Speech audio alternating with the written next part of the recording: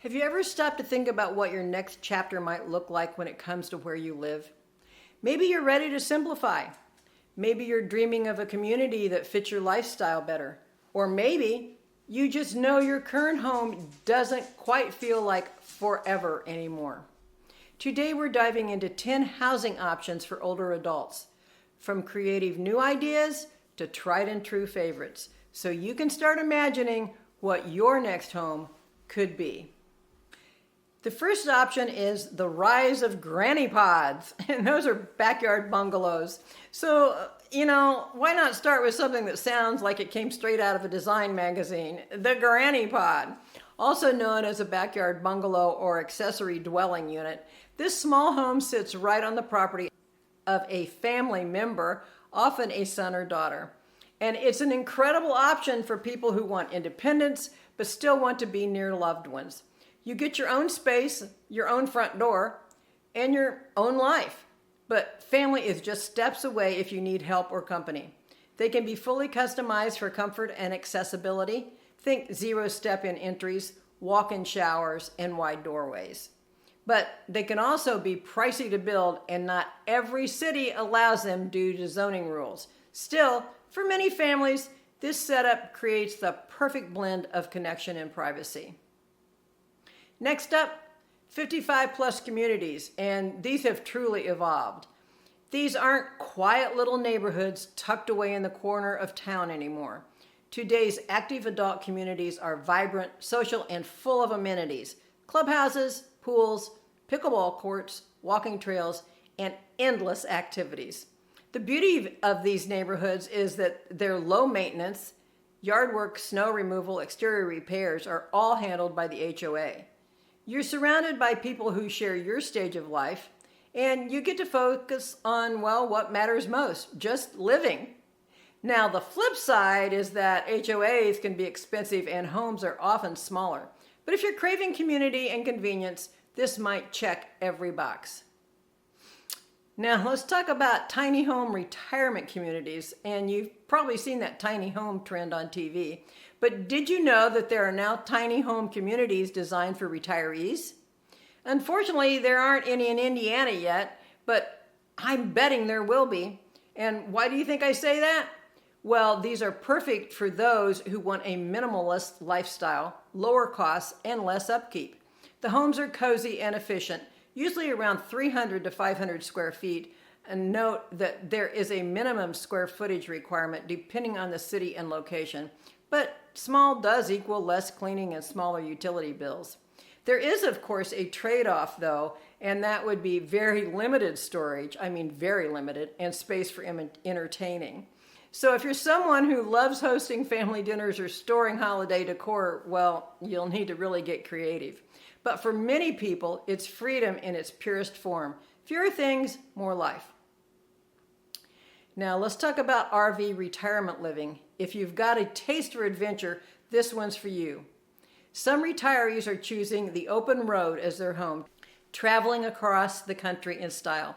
But there's also RV retirement communities where you can park permanently or semi-permanently, surrounded by like-minded travelers.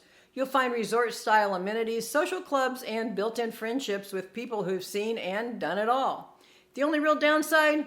Mobility is key. You'll want to be sure you're physically and mentally up to the travel lifestyle and that you'll be happy to eventually settle down in one spot when you're ready. I actually had an aunt who did this, and they loved it. She and her husband loved it. So let's talk about the village model. This one's really interesting and a bit newer. Senior villages. It's not a physical place, it's a community network. You stay in your own home, but you join a local membership group that connects you with neighbors, services, and volunteers who help each other out. Need a handyman? A ride to an appointment? Someone nearby might volunteer or refer you to trusted help. It's like creating your own neighborhood safety net without having to move. Membership fees are usually low, but remember, your home still has to work for you physically. If it's older or not accessible, that could still become a challenge. Indiana has several community networks for seniors. including the IN Connect Alliance, a statewide network of area agencies on aging, AAAs, that connect seniors and caregivers with services and support. Other programs and organizations include the Indiana Pathways for Aging program, which provides care coordination for eligible Medicaid recipients, and local organizations like CICOA, Aging and In-Home Solutions, and LifeStream Services, and those offer a wide range of services and support for aging adults and those with disabilities. Now let's talk about senior co-housing communities. Think of co-housing as a modern twist on the hippie commune, but with beautiful homes, shared spaces, and purpose-driven living. You now have your own private home, but you share gardens, kitchens, workshops, and gathering areas. These communities are often built around shared values or interests: gardening, art, wellness, sustainability, and more. It's an ideal choice for people who love collaboration and social interaction. You're surrounded by peers who actually want to be involved in community life. The downside, you have to enjoy teamwork. Decisions are made collectively, so compromise is key. The only co-housing community in Indiana that I know of is in Bloomington. It's a community of about 26 private homes, and it's on a 10-acre nature conservancy that is open to all ages. While not solely a senior community, it offers a co-housing model that seniors can join. Let's talk about residential care homes. If you like the comfort of a smaller family-style environment but need some daily support, residential care homes are worth exploring. They usually have 10 to, say, 20 residents, often in a converted home setting. Think of it as a cross between assisted living and a cozy bread and breakfast. You'll have meals, light assistance with daily activities, and social interaction without the institutional feel of a large facility. The main limitation is medical care. These homes are not designed for complex medical needs, and pets may not always be allowed. But for many, it's a nurturing, personal, and homey option. My grandmother lived in a residential care home in northern Indiana until she had to move to that care facility that had nursing. Currently, there are at least 8 homes in the area of Carmel, Noblesville, and Indy that are these types of residential care communities. Assisted living communities. When daily tasks start to feel overwhelming, assisted living might be the next step. These communities are larger, offering private apartments, but with built-in care, from help with dressing and bathing to dining, entertainment, and social programs. You'll find fitness classes, libraries, even movie theaters in some places. Costs can vary widely, anywhere from $3,000 to $8,000 a month, depending on the amenities and the level of care. But for many families, the peace of mind that comes with knowing help is available 24/7 makes it worth it. There are numerous assisted living communities in the area. Now let's talk a bit again about those continuing care retirement communities, or CCRCs. Now this is one of the most comprehensive options out there, and it's growing pretty fast. A continuing care community is designed to support you through every stage of aging, all in one place. You might start out in an independent condo or townhome, move to assisted living later, and then to skilled nursing if needed, all within the same campus. It's seamless. You don't have to leave your community or start over somewhere new. The catch? The upfront costs can be significant, over $100,000 or more, plus monthly fees. You'll also want to research the organization's financial stability, since you're essentially entrusting your long-term care to one provider. Again, there are numerous continuing care retirement communities in the area, with more and more being built.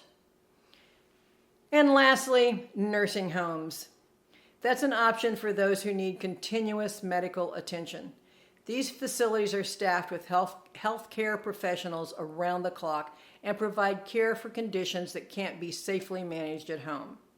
And while the term nursing home sometimes carries a negative stigma, there are excellent ones out there with attentive staff, rehabilitation services, and comfortable surroundings.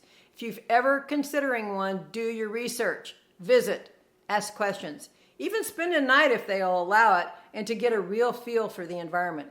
I do have a free guide for you, Community Options for Downsizers, that lists some of the area's 55 plus friendly single family home neighborhoods. I'll put the link in the description below. So, which one fits you best? The truth is, as usual, no one size fits all answer. Your health, finances, lifestyle, and personality all play a role in choosing where to live next. But the key takeaway is this: you have more choices today than ever before. Gone are the days when retirement living meant one narrow option. You can live independently, surrounded by friends, close to family, or in a community that supports your passions. And that's the beauty of this stage of life. You get to design it your way.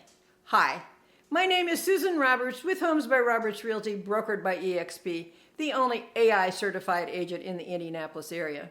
So whether you're looking to downsize, relocate, or find a community that just fits better, there's an option out there for you. And if you're ready to explore what that could look like here in Central Indiana, I'd love to guide you through it. You can call me directly at 317-785-1537 or visit SusanRobertsGroup.com to get started. I'll see you on the other side of sold.